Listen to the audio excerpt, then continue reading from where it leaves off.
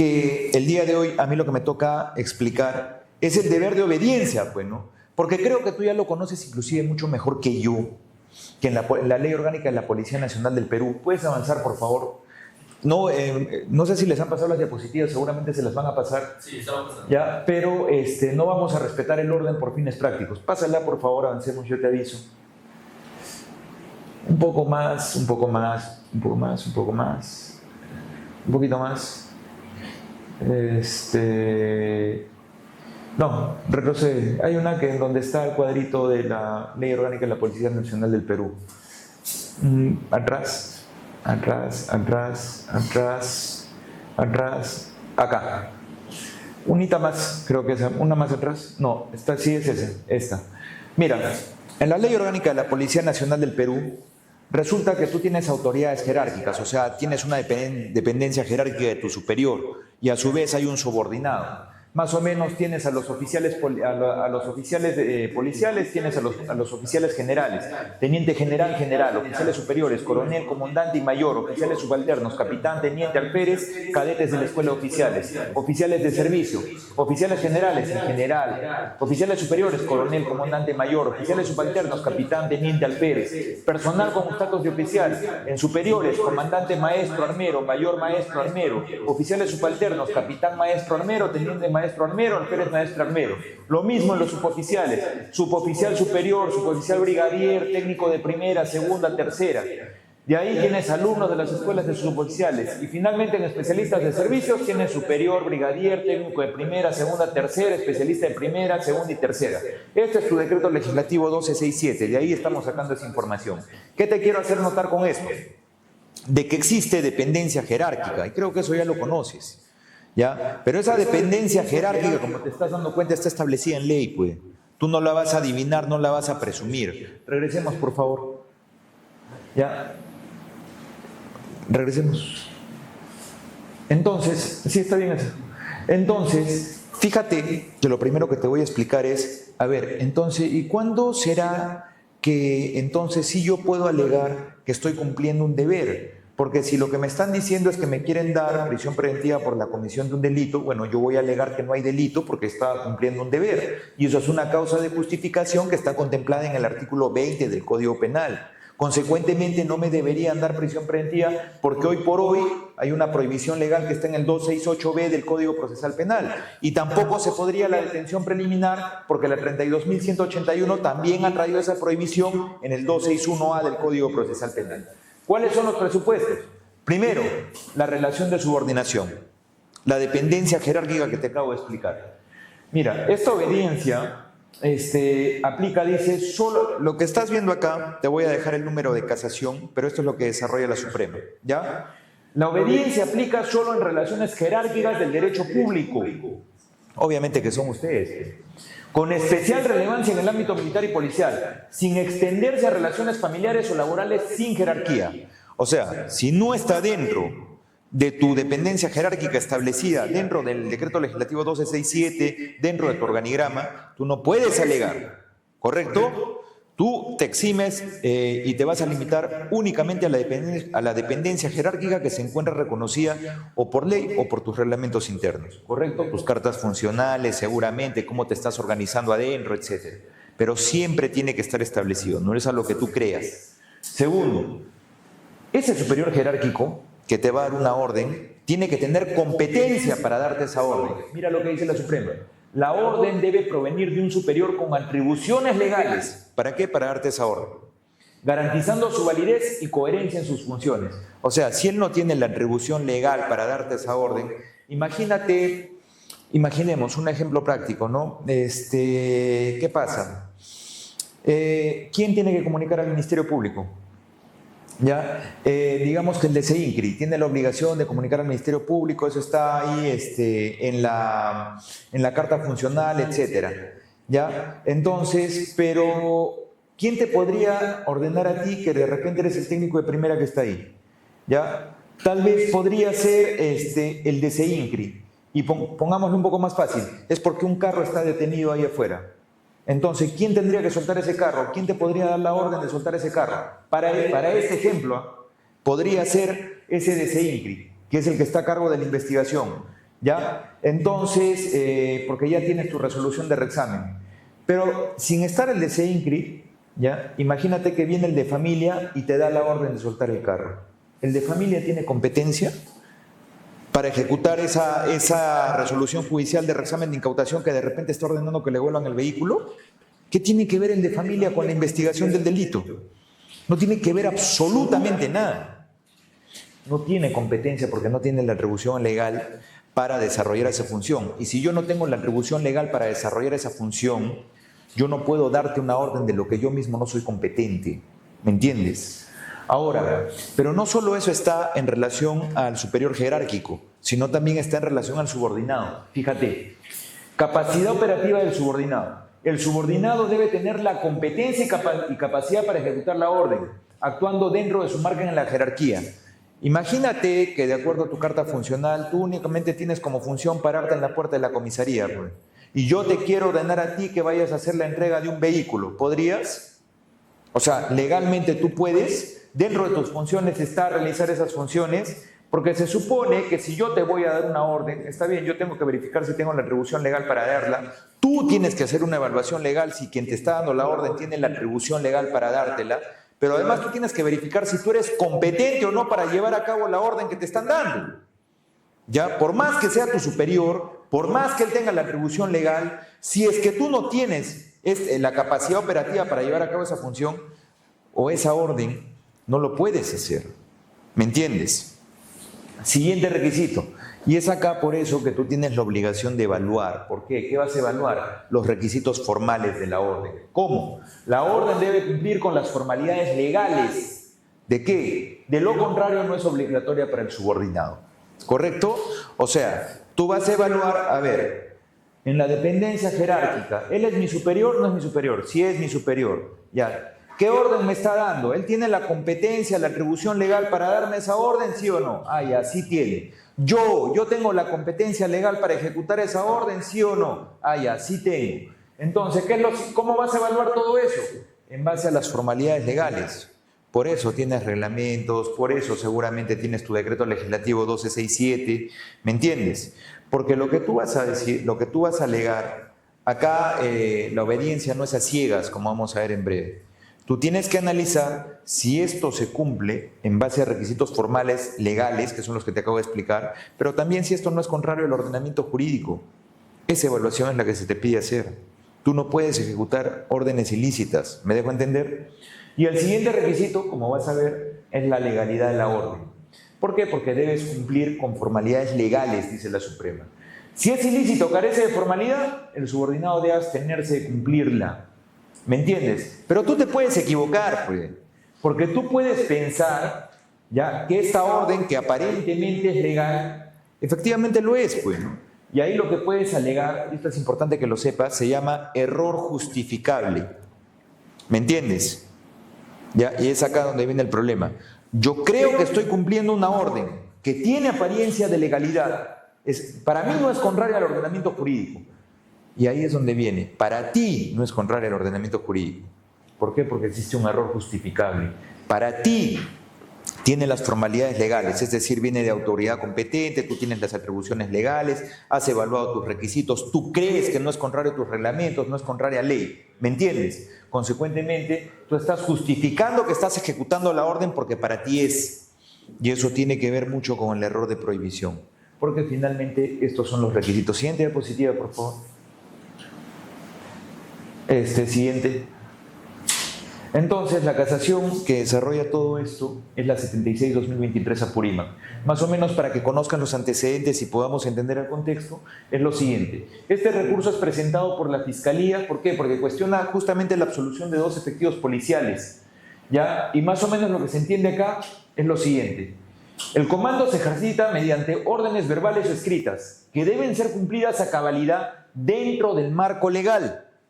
Tú no puedes cumplir órdenes que sean contrarias al ordenamiento legal, no estén en un reglamento, no estén en la norma propiamente establecida, siempre dentro del marco legal. Anterior, por favor. ¿Ya? Toda orden, te dice, debe ser lícita, lógica, oportuna, clara, coherente y precisa.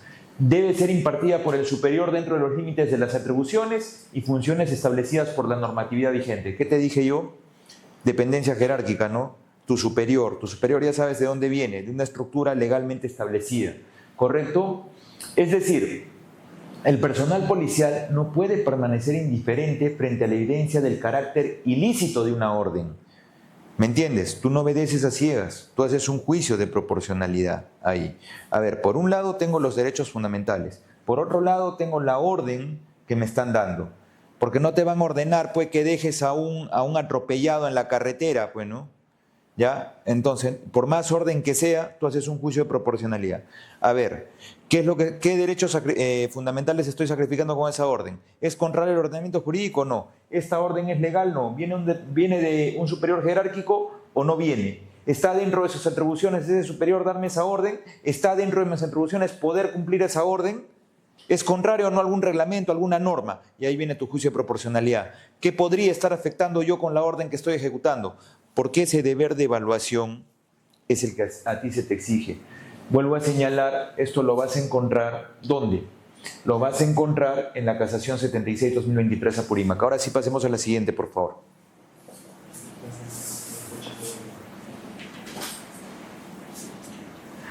Fíjate, de lo primero que se habla es del principio de subordinación, ¿correcto? ¿Qué dice la Suprema? La jurisprudencia destaca que si bien el principio de subordinación que está en el artículo 12 del Código de Ética de la Policía Nacional del Perú y el artículo 29 del mismo cuerpo normativo exige obedecer las órdenes superiores, esta obediencia tiene límites. O sea, para empezar, ya sabes, tu obediencia tiene límites, o sea, tiene excepciones. Alegar genéricamente es que yo estaba obedeciendo no te va a eximir de responsabilidad penal, por si acaso, quédate con esa idea. Los efectivos no pueden excusarse de su responsabilidad penal cuando la orden es manifiestamente ilícita. Primera idea. ¿Cuáles son los límites de la obediencia? Se subraya que toda orden debe ser lícita, lógica, oportuna, clara y precisa. Según lo dispuesto en el artículo 23, en la 3714, las órdenes deben marcarse en el marco legal, que es lo que te dije. O sea, tú tienes que hacer esa evaluación, tú evalúas las órdenes, ¿no? Si es contraria al ordenamiento jurídico, si tienes la atribución legal tú de poder ejecutar la orden, si quien te la está dando tiene o no tiene la competencia para dártela, o sea, está dentro de sus atribuciones y que no se afecte ningún derecho fundamental al momento que tú ejecutes la orden, ¿correcto? Entonces, esos son los límites de la obediencia, te desarrolla la Casación 76-2023 Apurímac. Pero hay uno más, que es la legalidad y la coherencia de la orden. El informe resalta que los efectivos policiales tienen el deber, o sea, tú tienes el deber, ese deber de evaluación por si acaso está acá, ¿ya? El deber de evaluar la legalidad de las órdenes que reciben de sus superiores. La obediencia mecánica o ciega resulta incompatible con los principios fundamentales de un derecho. En situaciones donde la legalidad es evidente, por ejemplo, abandonar un detenido en condiciones inhumanas, cualquier persona razonable debería cuestionar el mandato.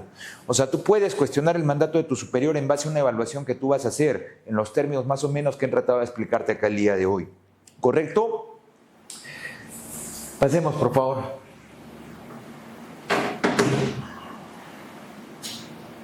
Ya está. Pero esa no es la única. Siguiente. Si no hay otra. Legítima defensa. Claro, esa es la más bonita, la que más invoca. Yo actué en legítima defensa. Es que si yo no reaccionaba, él venía en contra mía. ¿Y qué querían? ¿Me entiendes? Pero el problema está en que esto no siempre se cumple. ¿Ya? Entonces, fíjate, para esto te pongo un ejemplo práctico. Yo soy la persona que tú vas a intervenir, yo vengo, te agredo, ¿correcto? Es más, te genero lesiones, imagínate, te rompo la nariz, ¿correcto? Tú vas a tu patrullero, te limpias, pasan como 10 minutos, yo volví a entrar a la discoteca, pasan 5 minutos más y me ves saliendo. Tú estás con tu nariz rota y vienes y me dices lo siguiente: ¿sabes qué? Te voy a detener. Y como yo ya te había roto la nariz, yo también intento reaccionar. Y tú en base a esa reacción piensas que estás justificado por la legítima defensa y digamos, me empiezas a agredir, ¿correcto? Y pongámoslo más grave aún, me das un impacto de bala, ¿correcto? Este caso es real, ¿ya? Ha pasado en Arequipa. ¿Ya? ¿Qué pasa acá? El problema está en que si tú te fijas, la legítima defensa como primer presupuesto tiene que la agresión sea actual, ¿ya? O sea que hay inmediatez temporal. Tú no puedes alegar, ¿ya? Es más o menos algo así, funciona algo así como a veces el homicidio por emoción violenta, o sea, la reacción es instantánea, ¿me entiendes? ¿Por qué? Porque en ese momento donde tú tienes en riesgo tu bien jurídico protegido, que sería la integridad física o tu propia vida, entonces es en ese momento mismo en el que tú reaccionas, ¿me entiendes? No después de 5 minutos, no después de 10 minutos, en ese momento, inmediatez temporal, actual, ¿correcto? Tú tienes un bien jurídico protegido que estás protegiendo, que puede ser tu integridad física, puede ser tu vida, no solamente la tuya, sino también los de terceros, ¿correcto? Pero tú en base a esa protección ante una agresión que está acá, en este momento, es que tú reaccionas, ¿me entiendes? No después de 5, 10 o 15 o 20 minutos, ¿correcto? Es en ese momento, actualidad. Pero no solo se te pide que la agresión sea actual, sino también se te pide que sea ilegítima. Pero bueno, ¿qué será pues entonces una agresión ilegítima? Bueno, lo ilegítimo para empezar es todo lo que está contrario al ordenamiento jurídico, ¿me entiendes? Y esto más o menos nosotros lo intentamos de relacionar con la falta de provocación suficiente. Imagínate que yo vengo a agredirte sin motivo alguno, ¿me entiendes?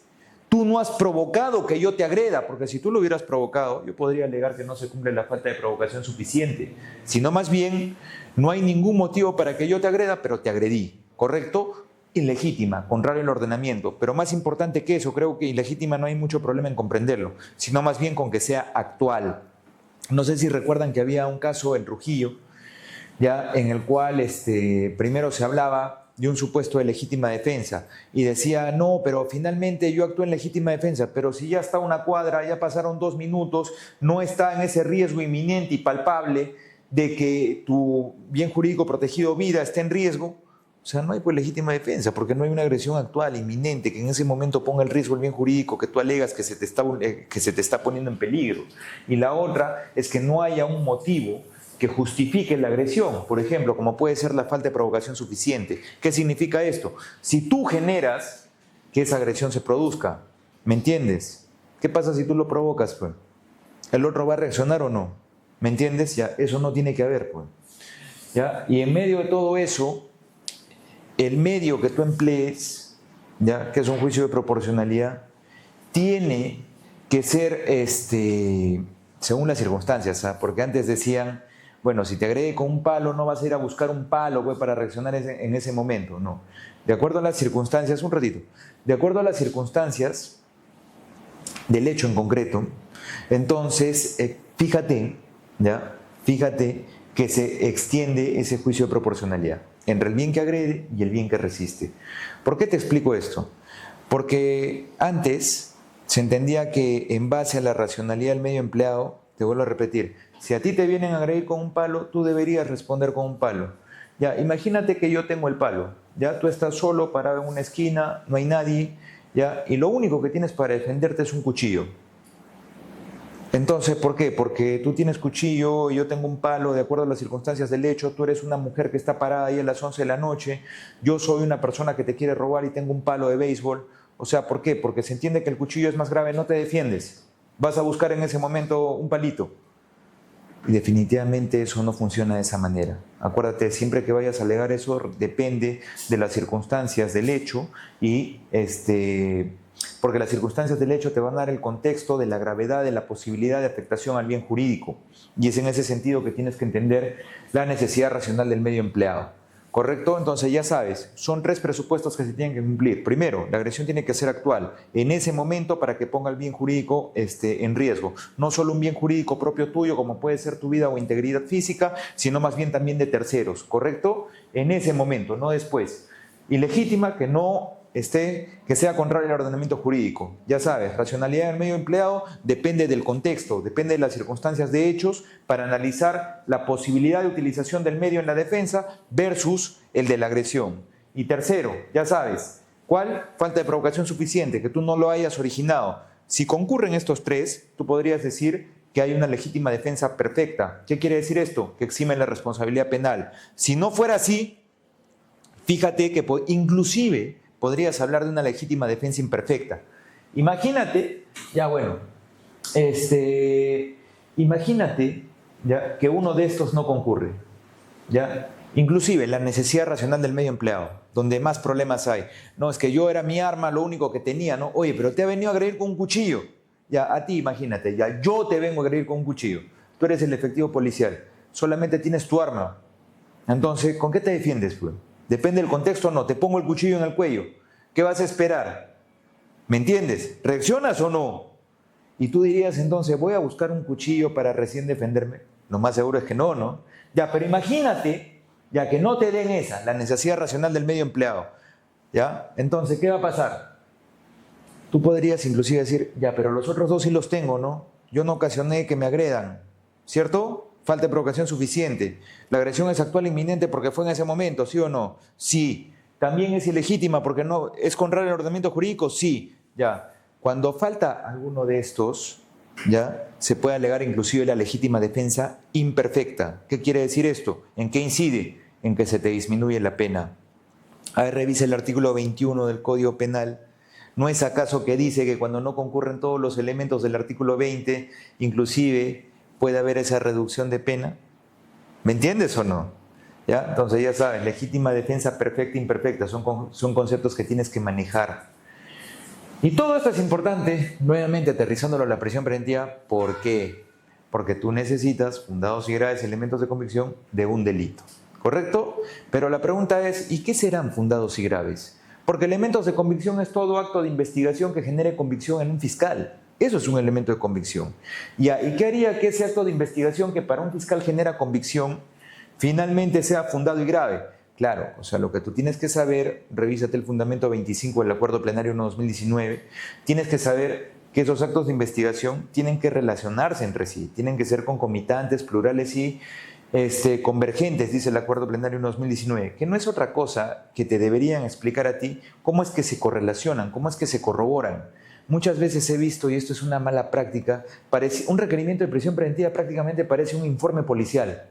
O sea, es un relato de todas las diligencias que se ha hecho. Y lamentablemente, esa es función del policía tal vez, pero no del fiscal. ¿Correcto? Lo que se pide al fiscal es que explique cómo estos actos de investigación se relacionan entre sí para entender cuál es el razonamiento que le permite entender que estos actos de investigación permiten construir una inferencia lógica porque se concatenan entre sí, que permitan alcanzar un estándar de prueba denominado, en este caso en el Perú, sospecha fuerte. ¿Me entiendes? Esa es la lógica, eso es lo que se pide. Pero primero, respecto a la existencia de un delito, ¿ya? Que de repente, y esto es importante porque muchas veces imputa coautoría, existencia de un delito, y por otro lado, de tu vinculación al hecho delictivo.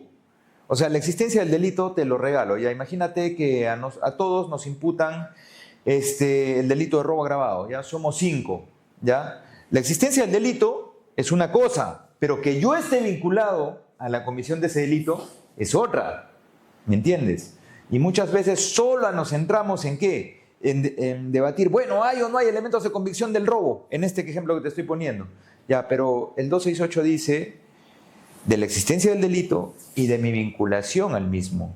Pero resulta que cuando son coautores, generalmente tú no encuentras una diferenciación que explique, por ejemplo, estos elementos de convicción son para Luis, los 5 primeros. Los 5 siguientes son de la vinculación de Juan y los 5 de abajo son de la vinculación de Pedro. ¿Por qué? Porque los actos de investigación que te vinculan a la comisión de un hecho delictivo son distintos para cada uno. Inclusive, si tú imputas 2 delitos, tú tendrías que diferenciar cuáles son los elementos de juicio, llamados elementos de convicción, que dan cuenta de la existencia del delito 1, que son distintos a los del delito 2. ¿Por qué? Porque el delito 1 tiene una configuración típica distinta a la del delito 2. La vinculación de Luis no es la misma que la de Pedro. De repente Luis salió en una cámara de seguridad, pero a Pedro lo vio un testigo. ¿Me entiendes? No podemos generalizar. Tú lo que tienes que ver ya es que esos actos de investigación propuestos expliquen la configuración típica de cada delito imputado y aparte la vinculación de cada uno de los procesados. Porque si no, revísate a ver si estoy mintiendo el 122 numeral 5 del Código Procesal Penal. ¿No será acaso que dice que los requerimientos deben ser motivados? Y si los requerimientos deben ser motivados, ¿no deberías analizar tú tu expediente 728-2008 de tu caso Juliana Yamoja para saber cuáles son los defectos de motivación? y no explicar esto, o sea, elementos de convicción para cada configuración típica de delito, ¿ya? O sea, delito 1, estos son los actos de investigación que dan cuenta de su existencia. Delito 2 son estos otros actos de investigación porque cada uno tiene configuraciones típicas distintas. No es lo mismo imputar robo que asesinato, pero si imputo los dos, seguramente tengo actos de investigación que sostengan la tipicidad del primero y del segundo, ya porque de ahí extraigo la información de los actos de investigación. Por otro lado, si estoy diciendo que acá están involucrados Luis, Juan y Pedro, tengo que explicar por qué vinculo a cada uno de ellos a través de los actos de investigación que yo mismo estoy postulando. No todo se acredita con todo. Porque si tú postulas en genérico, ¿ya? Entonces ese es un vicio de motivación aparente. Todo se justifica con todo. Y varios requerimientos son así, ¿o me equivoco, estimados amigos? ¿Ya? Entonces, ese es un primer punto que debes tomar en cuenta. Otro punto que me parece deben tener claro respecto al tema de la prisión preventiva, ya es el tema de... No sé si ustedes se acuerdan, ya, pero les voy a hacer recordar. Había una audiencia de prisión preventiva en la cual se hablaba del Escuadrón de la Muerte, ya, y muchos debatían, y fíjate, sin temor a equivocarme, Henry busca la audiencia. Yo te pregunto, escucha toda la fundamentación que hacen de arraigos, y el 90% de los abogados, hago mea culpa, vamos a audiencia a debatir qué. Disculpe, señor juez, estos son los arraigos de mi patrocinado. Él tiene una casa, él tiene familia, tiene hijitos, mire usted. Y es más, es policía. ¿Ya? Solamente le han dado cese temporal, todavía no hay no la baja definitiva. ¿Ya? Y solamente hasta acá, ¿qué te estoy alegando? ¿Por qué tienes familia? ¿Por qué tienes domicilio? ¿Por qué tienes un trabajo? ¿Correcto? Ahora volteemos al otro lado. Imagínate, con el respeto que se merecen, imagínate que yo soy un vendedor de helados, ¿correcto? Y resulta que me entero que estoy siendo investigado por un delito de crimen organizado. Y me están pidiendo 15 años porque imputan que yo soy el líder. ¿Me entiendes? Yo no tengo casa, vivo alquilado, recién llegué de Arequipa, ¿ya? Aparte de eso, no tengo familia, soy soltero, no tengo ni perro que me ladre. Y además de eso, trabajo de vez en cuando porque ni siquiera el carrito heladero es mío. ¿Ya? Entonces, fíjate que no tengo absolutamente nada de arraigos. Pero el tema es que tampoco tengo plata. No conozco a nadie afuera. ¿Ya? No tengo los medios para irme así yo quiera. Y el tema está, estimado amigo, en que los arraigos es el 50% del debate, porque el otro 50% revisa el fundamento 42, a ver, del Acuerdo Plenario 2019, ¿no será que dice ahí que se te debe explicar a ti en el requerimiento qué elementos objetivos son los que tú puedes disponer? ¿Para qué? Para posibilitar tu fuga. Y es más, ¿no te los ejemplifican acaso? La conducta procesal del imputado, ¿por qué crees que es el más importante, pues? ¿Cómo se comportó en un procedimiento anterior? ¿Se fue o no se fue? ¿O se sometió a la acción de la justicia? Claro, la conducta procesal puede ser un indicador que nos dé cuenta de cómo vas a afrontar ese proceso. ¿Me entiendes? O sea, otro, la pertenencia a una organización criminal. ¿Tiene alguien que lo saque del país porque pertenece a una organización criminal o no? Porque esos elementos objetivos dan cuenta de cómo te puedes comportar y de qué puedes hacer uso para posibilitar tu fuga. Dice ese fundamento 42, sin la explicación de este último a lo que denominan posibilidad concreta de fuga, no se puede establecer la concurrencia del presupuesto procesal de peligrosismo. Claro, o sea, tú sigues debatiendo solo arraigos, ¿no? Ya empieza a saber que también existe la posibilidad concreta de fuga que debe ser motivada en el requerimiento. Y eso es importante, ¿para qué? Porque si te vas a la proporcionalidad, hay un subprincipio que se llama necesidad, ¿ya? Y la necesidad, seguramente has leído en las resoluciones de prisión preventiva razonamientos judiciales como el siguiente, con el respeto que se merecen los señores jueces, pero es una realidad. Dice lo siguiente: no existe una medida menos grave que la prisión preventiva. ¿Por qué? No se sabe. Pero si esto es un análisis medio a medio, o sea, evaluar si hay medidas menos graves que puedan cumplir la misma finalidad, tú deberías saber que una medida menos grave, por ejemplo, puede ser la comparecencia con restricciones, ¿correcto? Y la comparecencia con restricciones también te limita el derecho a la libertad, no te vas preso, pero te lo limita de cierta forma. ¿Cómo? Con reglas de conducta.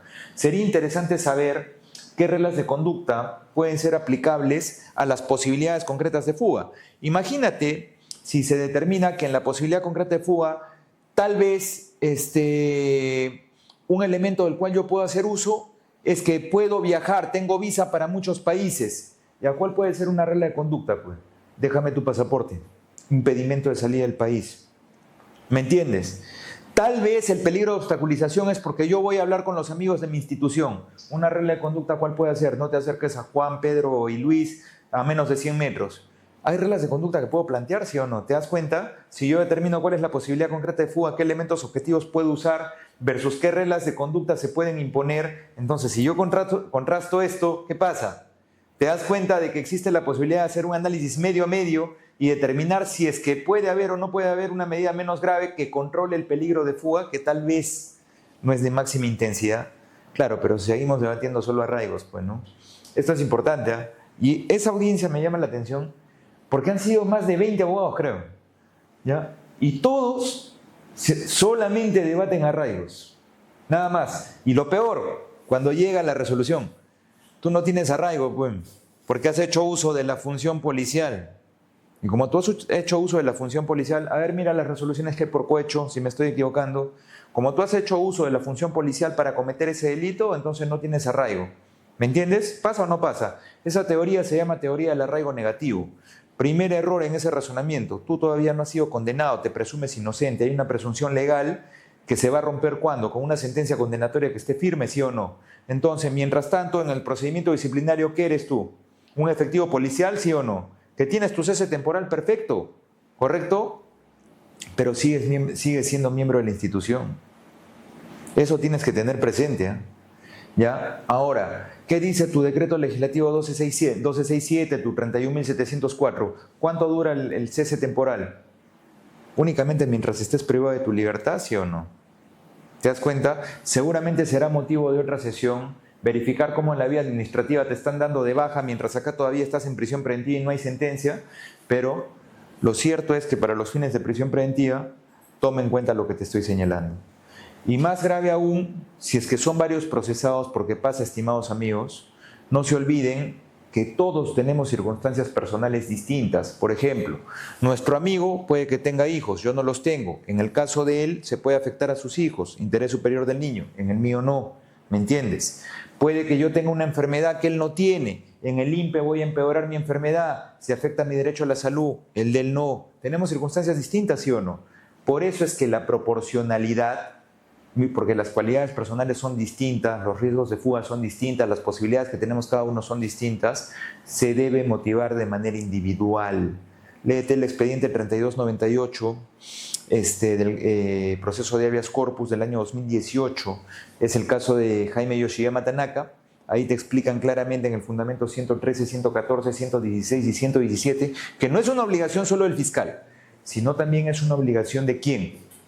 Del juez explicar de manera individualizada todos estos presupuestos. ¿Correcto? Me refiero a los tres subprincipios: idoneidad, necesidad y proporcionalidad en sentido estricto.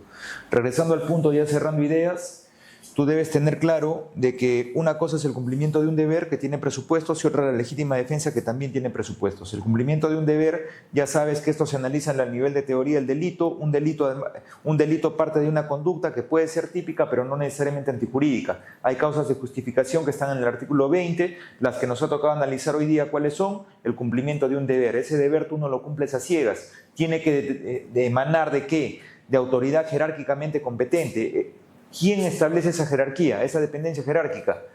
La norma, tus reglamentos, ¿me entiendes? Esa persona que tiene tu superior jerárquico tiene que tener atribución legal, tú tienes que evaluar eso, él tiene competencia legal para darte esa orden, o sea, está dentro de sus atribuciones. Si tú tienes las atribuciones dentro de tu función de cumplir esa orden, también tienes que evaluar eso. Si es contraria o no al ordenamiento jurídico, afecta o no afecta algún derecho fundamental, porque si es que afectara, tú puedes cuestionar esa orden y no pasa absolutamente nada. Más bien, si no la cuestionas y la ejecutas, es ahí donde viene el problema. ¿Me entiendes? En la legítima defensa exactamente lo mismo. Una agresión actual en ese momento, acuérdate, no mañana, no pasado. Y a veces la legítima defensa pareciera que hay un concurso aparente de causas de justificación, porque a veces alegan legítima defensa, otras veces alegan el cumplimiento de un deber, otras veces alegan de que están dentro de lo que la ley obliga, porque tú tienes que intervenir, tú tienes que actuar como efectivo policial. Por un lado tú dices, yo estaba cumpliendo un deber, claro, pero al mismo tiempo te estabas defendiendo de una agresión, ¿sí o no? ¿Me entiendes? Pareciera que hay un concurso aparente de leyes, ¿ya? Perdón, un concurso aparente de causas de justificación. Pero lo concreto es, tú tienes que verificar paso a paso, concurren o no los presupuestos. Ya sabes que alegar una simple obediencia a ciegas no es suficiente. Más o menos te doy algunas ideas de qué es lo que debes verificar. Recapitulamos muy rápido. Elementos de convicción, actos de investigación que generan convicción en un fiscal. ¿Sobre qué? La existencia de un delito en donde tú vas a alegar que hay una causa de justificación que hace que no haya delito, consecuentemente no hay prisión preventiva. ¿Correcto? Y esto tienes que disgregarlo. Actos de investigación que justifiquen la existencia delito a delito y la vinculación procesado a procesado. No un listado tal cual informe policial, sino la explicación del razonamiento lógico que el fiscal establece para construir una inferencia lógica de que existió el delito y tú estás vinculado. Ya sabes también, te hablé del peligrosismo procesal, no te pases la vida pensando que el debate solo es arraigos. Y finalmente, si es que te van a imputar, vas a cuestionar una resolución de prisión preventiva, siempre fíjate en la proporcionalidad. Es jurisprudencia vinculante lo que te estoy diciendo. El problema es que nos resistimos a aplicarla. Pues si hay preguntas, abierto a contestarlas, amigos. Y si es que no hubiera, quiero agradecerle mucho a Cámara Fortaleza, a Estefano Miranda y a todo el espectacular equipo que no lo ven, pero está acá atrás.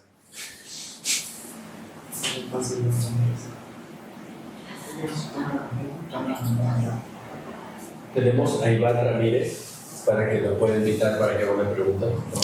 Iván Ramírez, adelante Iván.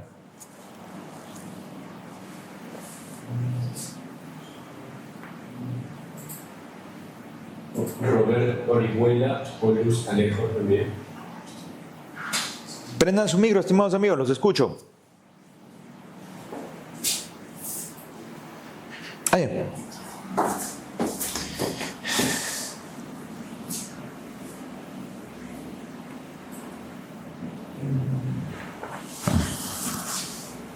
Acá hay un caso también, que nos comentaron cuando usted estaba hablando sobre las intervenciones. Ajá. Dice, soy motorizado, viene el comisario y ordena que nos pongamos civil para detener a una delincuente que, según información, están con armamento, producto de la intervención, muere uno de los colegas y dos están graves, dos graves. Pero la primera pregunta, ¿tú eres de inteligencia? O sea, es lo primero, ¿no? Porque hasta donde yo tengo entendido, solamente el personal de inteligencia es el que realiza esas actividades, ¿no? ¿Ya? O sea, tú estás dentro, enmarcado del personal de inteligencia, inclusive ahí tendrías que tener presente de que el personal de inteligencia justamente no interviene porque revelaría pues su identidad.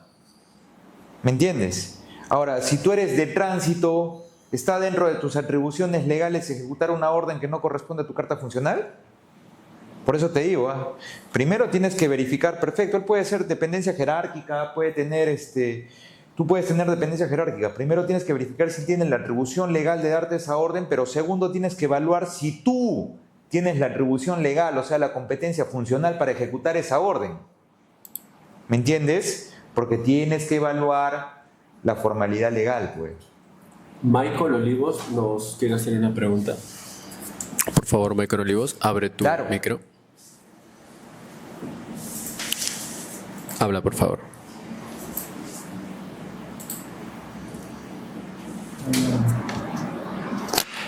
Salía de sonido. Está silenciado. Listo. Hola a todos. Ahora sí, háblanos, por favor. Adelante, Michael.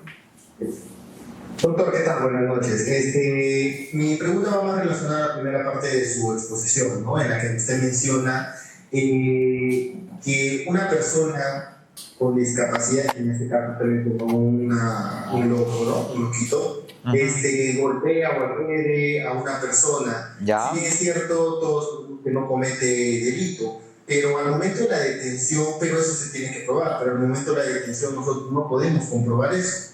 O sea, nosotros como efectivos policiales procedemos tal cual a su detención y ya la fiscalía determinará su libertad porque no cumple con los hasta usar el nombre, un objetivo de la para que Culpabilidad. pueda cumplir una condena, no estaba esa capacidad de poder cumplir ese delito, por así decirlo. Solo te corregiría en algo. ¿Por qué le tendría que dar libertad si hay un proceso de medidas de protección? Y ahí tú tienes que saber, o sea, a ti no se te exige que tú diferencies, porque finalmente eso va a ser objeto de probanza, pero ahí tú tienes que saber que el proceso penal, las consecuencias penales, ¿a quién se aplica? A quien tiene la posibilidad de comprender lo ilícito de su conducta y discernir aún así comprendiendo si comete o no el delito. Perfecto. Ese es el que va a responder responsabilidad penal, pero las medidas de protección tienen una finalidad totalmente distinta. ¿Por qué? Porque con ese loquito en la calle tú pones en riesgo. ¿Por qué? Porque puede que vuelva a agredir a otra persona y tranquilamente tampoco se le sanciona. Por eso las medidas ya que se imponen en ese caso son preventivas, porque finalmente se les manda a centros de salud mental, etcétera. O sea, tienen otro tipo de sanciones, pero se sanciona. ¿Por qué? Porque en esas medidas lo que se busca es prevenir que no vuelva a ocurrir. En el otro lado, ¿qué está sancionando? A una persona que sí tiene la capacidad de comprender lo ilícito, pero sea uno u otro, entonces no vas a distinguir en ese momento y se le va a pedir al policía que distinga si comprende o no, sino más bien ejecutan su intervención y de acuerdo a lo que se determina en el proceso, se puede determinar cuál es la consecuencia que se va a aplicar, ¿no? Es una situación diferente. Gracias, doctor. Disculpen, para poder alargar un poco más. Claro. En el tema ya se nos indicó usted, ¿no? Que nosotros procedemos tal cual a la detención, pero muchas veces se ha dado en la operatividad que cuando se detiene, los fiscales muchas veces nos dicen, no, pero tú tienes certeza que has cometido el delito, o cómo sabes tú, ¿no? En este caso es por sindicación, pero para detener tenemos que probar, o hasta la causa probable de que se haya cometido un delito. Para empezar a hablar de causa probable, tienes que saber que los estándares probatorios en el Perú no se encuentran definidos, y hablar de que lo que es causa probable para un fiscal puede ser distinta a la de otro, y lo que es subjetivo es arbitrario. O sea, partamos señalando eso. Por el contrario, ustedes saben de que ustedes pueden detener siempre y cuando exista flagrancia o exista una resolución judicial de por medio. Ahora, ¿cómo se entiende la flagrancia? Es un tema distinto. ¿Qué tiene que haber ahí? Inmediatez personal e inmediatez temporal. 3 tipos de flagrancia, acá solo en el Perú, les cuento, en Chile, acá nomás, en Chile, solamente se evalúan 2 criterios, ¿ya? Inmediatez personal y temporal, más que nada la temporal, ¿ya? ¿En qué momento se le intervino? ¿Cuánto tiempo demora el policía para poner en conocimiento, en este caso, del fiscal? ¿Y cuánto tiempo han demorado para ponerlo a disposición? Porque finalmente son ustedes quienes detienen, el fiscal no detiene, ¿ya? Entonces, y acá acuérdate que en el Perú no tenemos una audiencia de control de legalidad de la detención. Por ejemplo, en México y en Chile sí la tienen. Yo digo que estoy deteniendo en flagrancia, viene el abogado y cuestiona, ¿concurre o no concurren los supuestos de inmediatez personal y temporal? ¿Me entiendes? ¿Ya? Entonces, ¿qué sucede ahí? ¿Qué tienes que hacer tú? Tú sabes que tienes 3 supuestos de flagrancia acá en el Perú. ¿Lo ves cometiendo el delito? Lo detienes. ¿Correcto? Es por eso que a veces yo digo, he escuchado varios debates, es que el policía simplemente ejecuta, no tiene ninguna labor jurídica en la investigación preliminar. Simplemente son operativos porque es el órgano de apoyo de la Fiscalía. ¿Quién califica si es flagrancia o no es flagrancia al momento de intervenir? ¿El fiscal está ahí? No está ahí, pues. ¿Quién califica jurídicamente si para mí, yo que voy a detener en ese momento, eso no es flagrancia? ¿Lo veo cometiendo el delito? Primero tengo que saber pues que es un delito, ¿ya? Entonces, detengo. ¿Ya? Sindicación. No solo basta la sindicación. ¿Hay algún elemento que corrobore que él ha sido? Por ejemplo, ¿ya? Yo digo que me han asaltado a mano armada con un revólver, no sé, color amarillo. ¿Quién ha sido? Ha sido él. Ya, registro personal, sale el revólver. O no, ¿sabe qué? La persona que me ha robado y sale acá en el video está con polo blanco y está con jean. Esas son cosas que ustedes saben. O sea, la simple sindicación no basta. Ustedes tienen que tener un elemento que dé cuenta, ¿ya?, de que ese reconocimiento es válido, y a partir de eso a ustedes les genera un indicio de que, la posible comisión del hecho delictivo, y 2, de la posible vinculación. Por eso es que detienen. ¿Ya? Ahora, que el fiscal da libertad, el fiscal no da libertad finalmente porque él considera si la flagrancia fue o no fue, ¿no? El fiscal da libertad, 1, porque él considera que el delito, eso no es delito, que es el primer filtro que va a hacer, ¿ya? Y lo segundo, si esa persona está o no está vinculada, ¿me entiendes? Pero creo yo, estimado amigo, de que finalmente el tema de la detención única y exclusivamente tiene que ver con supuestos de flagrancia. Que si Estefan no me deja, hacemos una clase de eso también. Tenemos en pendiente una pregunta de repente de Robert Anderson o Joel Mendoza o Luis Miguel. De quien sea. Prendan por favor su micro. Doctor, ¿me escucha? Te escucho. Robert, saluda. Hola Robert. ¿Qué tal Robert? ¿Qué tal? Mi pregunta va en el sentido de la flagrancia, doctor. Justamente estaba poniendo atención a lo que usted mencionaba. Resulta que el que le habla trabaja en un departamento de investigación de delitos contra la administración pública, ¿no? ¿Ya? El COCOR.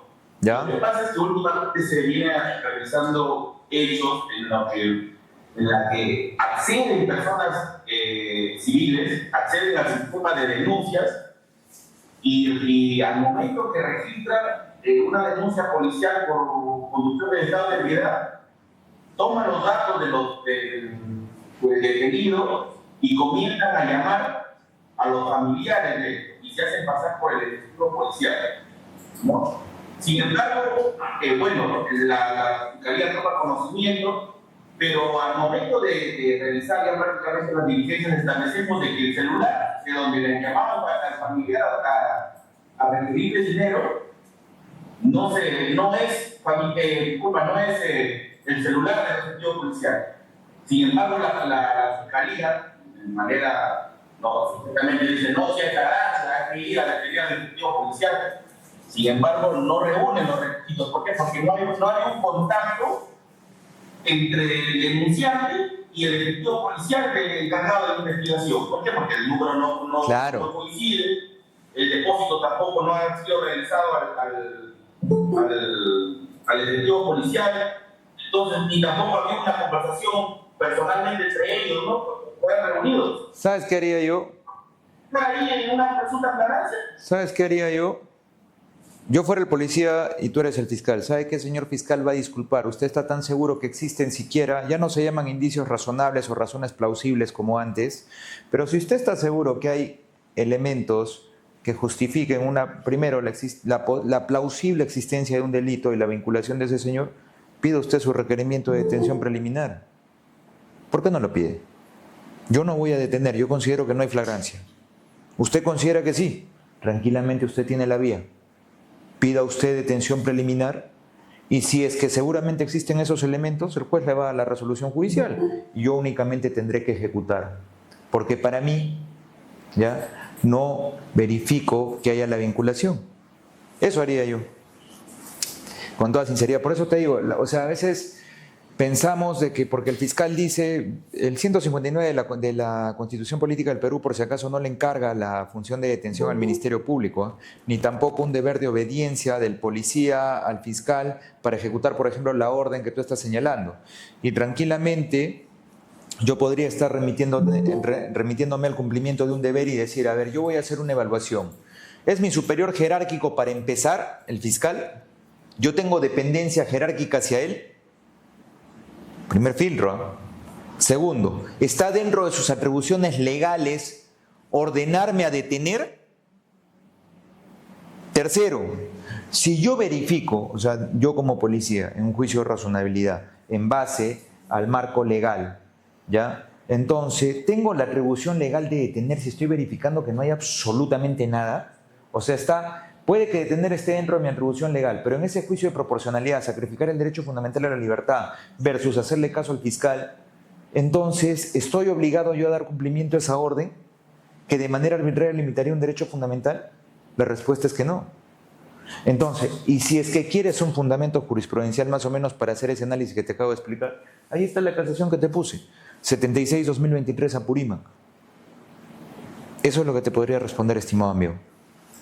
Listo. Tenemos también una pregunta. Si pueden activar su micro, Miguel Ángel Pérez, por favor. O Joel Mendoza. Sí, buenas noches, doctor. Doctor, buenas noches. Quiero hacer una consulta con relación a la primera parte de su exclusión del superior jerárquico, ¿no? Y para verificar si las normas son lícitas. Yo en mi caso, por ejemplo, yo soy perito. ¿Ya? Entonces, yo trabajo en la criminalística, ¿no? Y pasa que hay colegas que son, digamos, los investigadores, los pesquisas de las otras unidades, y ellos vienen con una información, ¿no? Que digamos, por ejemplo, ¿sabes qué? Esta persona ya ha dicho que ha robado. Entonces, tu pericia tiene que salir positivo. Y yo digo, oye, pero aguanta, o sea, eso será una parte de tu investigación, yo todavía tengo que hacer la pericia para determinar efectivamente si eso no mediante el estudio de análisis de imagen. Y en uno de estos casos, yo estaba seguro que esta persona no era, por la experiencia que tengo. Sin embargo, mi superior, el jefe de unidad, me dice que lo pongan a disposición porque no quiere trabajar y una cuestión así. ¿Cómo podría yo, en ese tipo de casos, accionar contra el superior? Quiero aprovechar tu pregunta para desarrollar un tema que, si bien es cierto, no es parte de mi exposición, pero que es preocupante a partir de lo que tú acabas de señalar. En México se desarrolla una sentencia que cuestiona el principio de independencia pericial. ¿Qué quiere decir esto? ¿Cuántas conclusiones contrarias a lo que los superiores jerárquicos que me piden el informe yo realizo? O sea, ¿realmente soy independiente? Si quienes me piden que realice la pericia son quienes necesitan el resultado que me quieren imponer. O sea, realmente independiente no soy, ¿correcto? Entonces, inclusive, esto surge allá en México a partir de que se da más peso a las pericias oficiales, entre comillas, versus las pericias de parte, porque por otro lado tienes al perito de parte y ni modo que alguien le pague un perito para sacar una conclusión que no lo favorezca, pues, ¿no? Entonces, por eso se decía, bueno, las pericias oficiales, o sea, las que hace el Estado, sí garantizan que efectivamente haya la opinión de un profesional que permita sustentar una decisión judicial, pero ahí surge ese problema del principio de independencia pericial. Ese es un primer problema. El segundo es de que lo que se tiene que verificar acá, y esto te lo doy como un consejo, no es mi clase, pero finalmente seguramente lo dirán más adelante, mucho se verifica la idoneidad del perito, porque imagínate, o sea, yo soy abogado, yo me dedico al derecho penal. Si me preguntas algo de penal, podré darte una respuesta con mucho más fundamento tal vez que si me preguntas del derecho agrario. Exactamente pasa lo mismo en todas las ramas del conocimiento. Hay psicólogos en medicina legal que, siendo psicólogos clínicos, se pronuncian de qué, de afectaciones psicológicas, cuando eso no corresponde, porque la especialidad a quien le corresponde es un psicólogo con especialidad en psicología forense, pero que no tenemos. Hay psicólogos educativos en medicina legal que nada tienen que ver con afectaciones psicológicas, y sucesivamente. Por ejemplo, la vez pasada, pericias grafotécnicas, por ejemplo, que sí se realizan en criminalística. En Estados Unidos, se los voy a pasar, si les interesa, hay una autora que se llama Carmen Vázquez, que es de España. Ella traduce un pronunciamiento de la Corte de Estados Unidos y resulta que las pericias grafotécnicas no tienen validez alguna.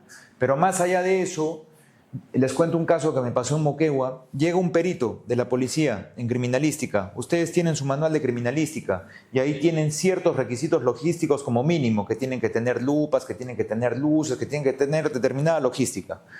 Y se le pregunta al señor, porque lo que hay que verificar es la idoneidad, ¿no? Si esta persona que dice tener un conocimiento especializado ha llegado a una conclusión y esta conclusión va a orientar a la decisión de un juez, entonces yo tengo que verificar si esta persona tiene o no tiene la capacidad académica para poder emitir una decisión que oriente al juez. Y se le pregunta, ¿y cuáles son los cursos de capacitación que usted ha recibido?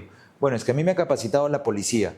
Claro, pero el tema, partiendo, sin criticar la función policial, sería ¿qué valida la capacitación que da la Policía Nacional del Perú en estándares científicamente hablando? Porque lo que interesa acá es verificar la aplicación de un método científico que esté validado por la comunidad científica. ¿Me entienden? Entonces, y para esto tendríamos que tener claro que la capacitación que ustedes realizan, se encuentra validada por la comunidad científica respecto a la aplicación de métodos que son técnicas e instrumentos. Y a partir de eso poder arribar a una determinada conclusión. Claro, pero eso no está, pues, ¿no? Sería interesante trabajar en ese tema, lo comenté alguna vez con Estefano, cómo realmente acreditar esa capacitación que se realiza. Para empezar, ¿quién valida científicamente el manual de criminalística? ¿Quién valida científicamente los protocolos que se están actuando? Más allá que la propia Policía Nacional del Perú, o sea, que lo que la policía propone esté reconocido y validado por la comunidad científica. Por ejemplo, en el caso de drogas, hay un manual de la ONU, del cual derivan muchos de los aspectos que se recogen, pero está validado a nivel internacional, es reconocido por científicos en otras especialidades.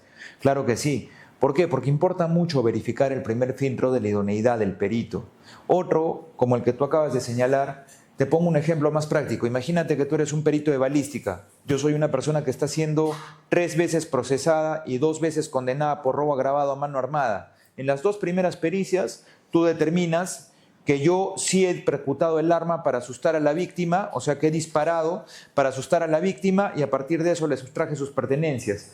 Y vienes a la tercera pericia y resulta que también soy yo y te piden determinar en un delito de robo agravado por un hecho similar si he disparado o no he disparado. ¿A qué conclusión crees que vas a llegar tú?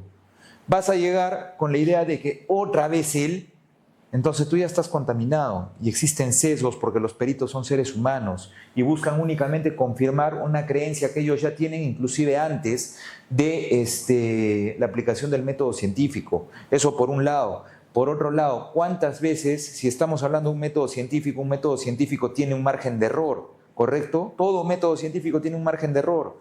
Y a partir de eso, fíjate que lo que nunca se analiza es cuántas hipótesis alternativas descarta ese perito para poder decir que efectivamente esta es una conclusión válida y no obedece un sesgo. Por ejemplo, cuando se averiguaba la vacuna contra el COVID, ¿cuántas vacunas han tenido que descartar antes de llegar a la que sí cura?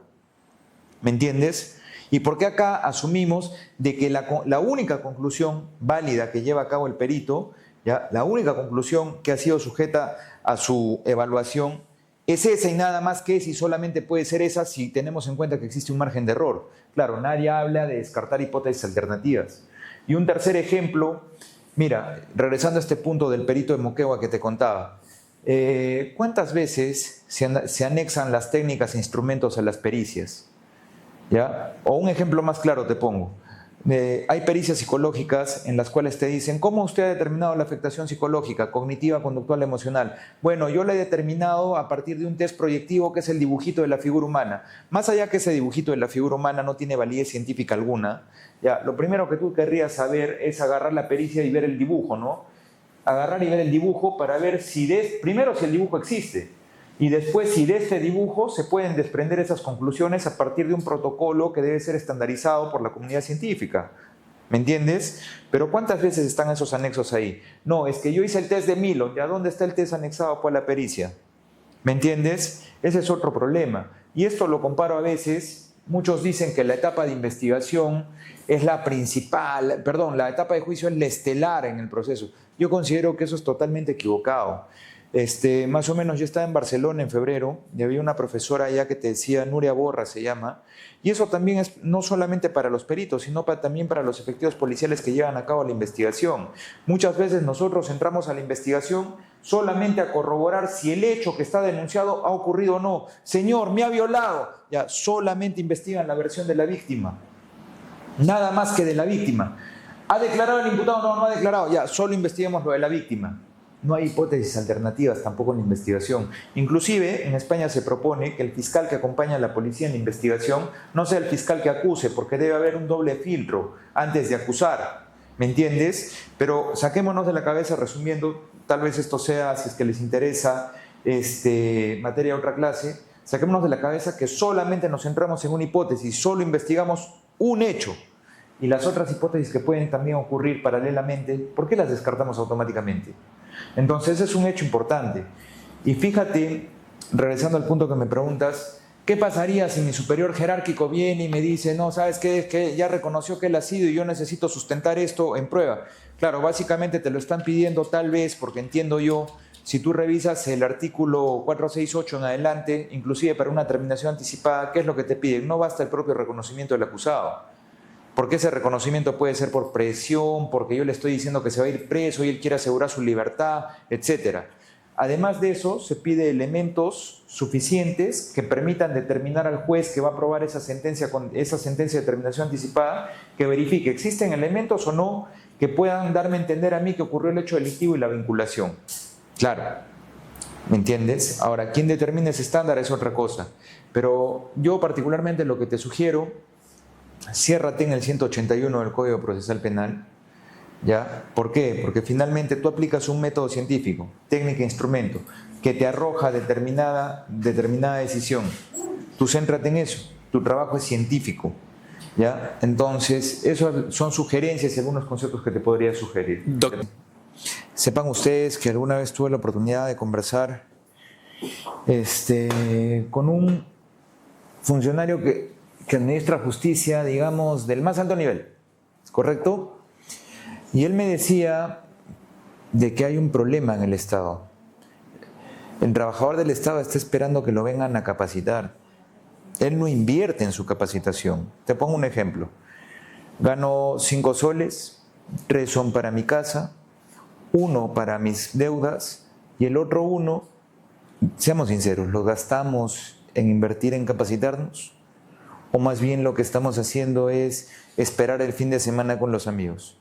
Y es ahí lo que hace diferente a un perito de otro, a un policía de otro, a un abogado de otro, a un fiscal de otro y así sucesivamente.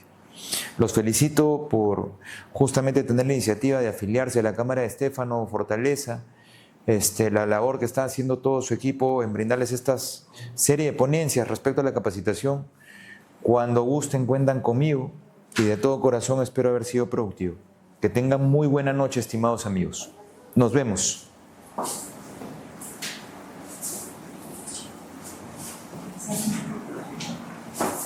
Una última precisión. Acá también el doctor mañana nos va a acompañar porque tiene una nueva ponencia, esta vez sobre el tema cohecho pasivo propio en el ejercicio de la función policial. ¿Qué tal, doctor, ese tema? Ese me olvidé de contarles. Lo que pasa es que varias veces imputa el delito de cohecho pasivo en el ejercicio de la función policial. ¿Por qué? Para empezar, si te das cuenta, el cohecho parte de una solicitud directa o indirecta, ¿correcto? Que ese es el punto que me interesa. Les pongo un caso, por ejemplo, en Cusco. Ya no sé si vieron que había supuestamente un grupo de policías que vienen, paran un vehículo y sustraen sus pertenencias sobre pretexto de un estado de emergencia a una señora y a su hijo, ¿correcto? Te cuento más o menos los hechos, porque esto ha salido en Justicia TV, o sea, es obvio. Y estoy asumiendo la defensa para apelación de uno de los efectivos policiales. Resulta que el Ministerio Público imputa que existe una solicitud indirecta, ¿correcto? Y por eso es importante que tú manejes conceptos, tú, efectivo policial, que no dependa solamente de lo que te diga tu abogado, ¿correcto? ¿Qué pasa? El cohecho puede tener 2 modalidades, una solicitud directa y una solicitud indirecta. Directa es que yo mismo te vengo a pedir. Dentro de mis atribuciones está poner una papeleta, ¿sí o no? ¿Te puedo solicitar para dejar de ponerla? Sí puedo, ¿cierto? Pero ¿qué pasa si no soy yo el que te va a pedir? Sino más bien yo lo mando a mi técnico de primera, a que él te pida. Yo no estoy yendo a pedirte, o sea, la solicitud no la he realizado yo, ¿me entiendes? Ahí el debate probatorio ya no es en si yo te pedí, sino más bien si hay prueba que yo lo mandé a él, porque el que pidió fue él. Esto ocurre en este caso. A todos les imputan solicitud indirecta, solo uno tiene solicitud directa. Entonces, ¿quién pidió? ¿Quién estuvo ahí parado diciéndole a la señora, dame? Al que le imputan solicitud directa, ¿sí o no? Y todos los demás, ¿qué serían? Que mandaron a solicitar, ¿por qué solicitud indirecta? Al de solicitud indirecta no se le imputa pedir, sino más bien que mandó a pedir. Y te das cuenta que el debate probatorio ya es otro. Es por eso que la idea de esto es que más o menos, tal vez no en su comprensión absoluta, pero por lo menos tengas claras ideas y nociones básicas respecto a cómo te puedes desenvolver ante una y otra circunstancia. Esto y más lo vamos a tratar de desarrollar el día de mañana. Muchas gracias a todas las personas que nos han acompañado el día de hoy. Que tengan muy buena noche. ¿Me escuchas? Te escucho, estimado amigo. Luchito, primero quería agradecerte, hermano, he salido un ratito de clases aquí al baño para poder, primero agradecerte, darte la bienvenida. Tú vienes desde Arequipa, haces un esfuerzo enorme para estar con nosotros y voy a resaltar lo que dijiste últimos. ¿No? Tenemos más buenos policías y justamente ellos, estando en estas clases, hacen eso, fortalecer sus conocimientos para mejorar una administración de justicia. Y en Altejo, esa labor a honor que realizas de venir a capacitar a nuestros hermanos policías. Yo creo que en nombre de ellos te lo agradecemos enormemente y yo sé que mañana la clase va a ser mejor, más productiva. Agradezco también al equipo que te ha apoyado hoy en el soporte técnico y siempre Cámara Legal Fortaleza va a ser tu casa. Y esperemos que ese lazo sea fortalecido y brindemos una sede en Arequipa, hermano Luchito. Así que encantado de tenerte aquí. Pero creo que si había una pregunta de alguno, creo que de los chicos que querían hacerte, no sé si hay una pregunta y con eso terminamos. Gracias, Luchito. Fuerte abrazo. Gracias, Estefano. Bueno, Región Sur creo que es un proyecto que Estefano es un buen amigo, más allá que un buen abogado, un buen profesional, lo respeto, lo admiro como profesional, pero también como persona. Es un buen amigo mío. Y bueno, gracias siempre por recibirme en tu casa, acá con los amigos policías. La idea mía siempre es esa, ¿no? O sea, el conocimiento está ahí, ya depende de cada uno quién lo recoge o no. Y por eso que ustedes, a través de la Cámara, reciban capacitación que de repente no va a descubrir absolutamente el conocimiento, pero por lo menos la idea es que a partir de esto, ustedes en base a esas nociones básicas, existan dos caminos. Uno, que aperturen su propio camino de conocimiento, porque van a empezar a investigar ustedes mismos, y dos, que tengan nociones básicas de cómo comportarse, de qué es lo que deben hacer, no hacer, hasta dónde llegan sus funciones. Sobre todo en el cumplimiento de un deber, ¿no? No son pocos casos en que se alega, yo obedecí a ciegas, ya sabes que hay criterios. Es que hay legítima defensa, actual e inminente. Un caso que conocí en segunda instancia, no en primera, justamente alegaba esto. Es que hay legítima defensa, sí, pero y la pregunta era, ¿por qué hay legítima defensa si ha ido y ha regresado? ¿Y cuánto tiempo ha pasado entre que fue y regresó? Han pasado 5 minutos, ya si han pasado 5 minutos, tranquilamente él pudo discernir entre irse, porque ya no había necesidad de repeler la agresión, o regresar al lugar de los hechos. Y si regresó ya no puedes invocar legítima. O sea, conceptos que a veces acá nosotros los conversamos como tan básicos, hacen que de repente no mal los policías, sino mal asesorados, hoy por hoy estén en una prisión preventiva.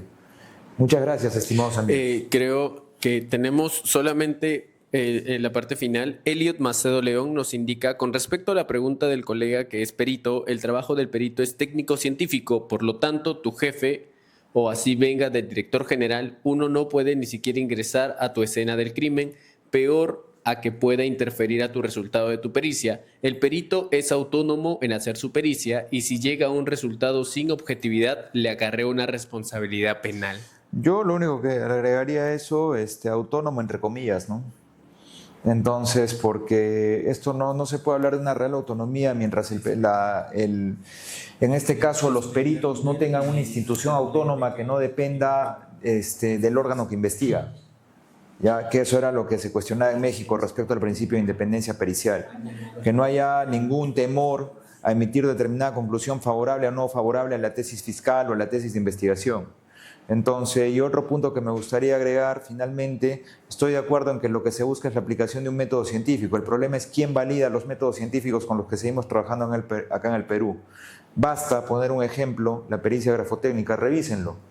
El informe se llama el PCAST, es de Estados Unidos, pero acá seguimos creyendo de que decir que dos firmas no coinciden automáticamente configura un delito de falsedad.